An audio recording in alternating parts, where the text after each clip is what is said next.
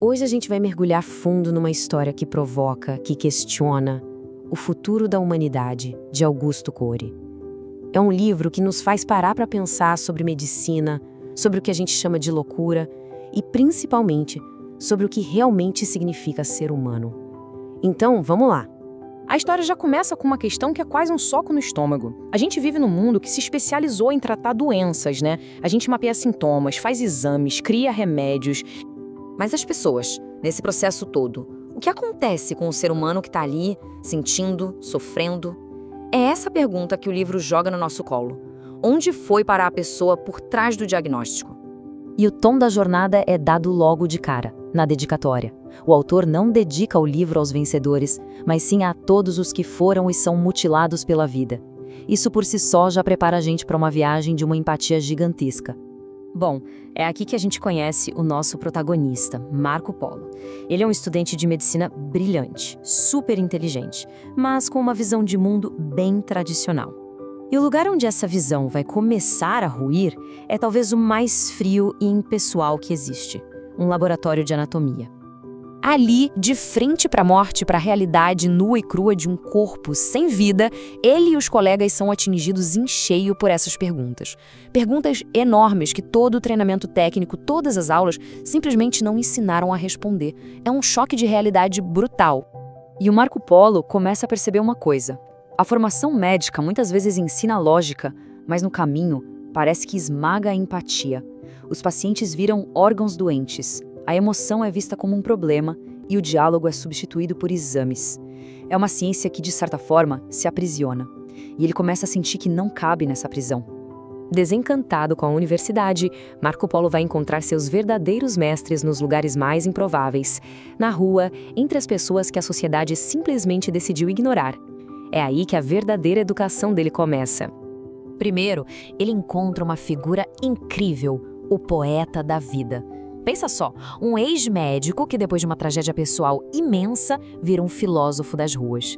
E é ele que ensina a Marco Polo a maior das lições. A verdadeira riqueza é saber extrair muito do pouco.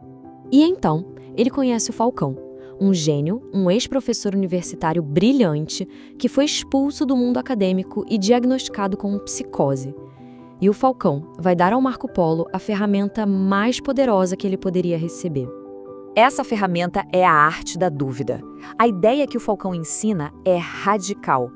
Tudo aquilo em que a gente acredita sem questionar acaba nos controlando. Então a liberdade de verdade vem de duvidar, de questionar ativamente aqueles pensamentos que nos perturbam, as crenças que nos aprisionam. É quase como um jeito de hackear a própria mente para se libertar. Agora, com essa nova visão de mundo, com essa nova ferramenta na bagagem, Marco Polo começa a sua especialização no hospital psiquiátrico. E ele chega lá, pronto para balançar as estruturas do sistema. E a primeira coisa que ele faz é simplesmente se recusar a chamar as pessoas de pacientes.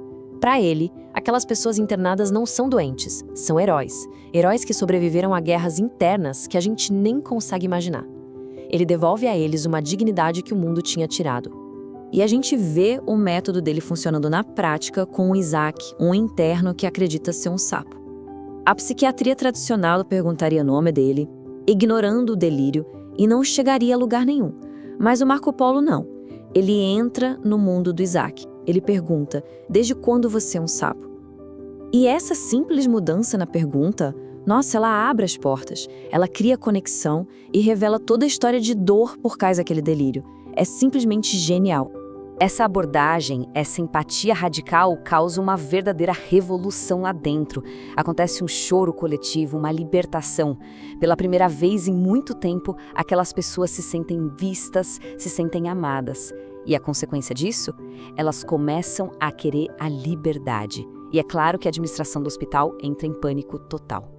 Toda essa jornada do Marco Polo leva ao grande clímax, um debate público no importante Congresso de Psiquiatria.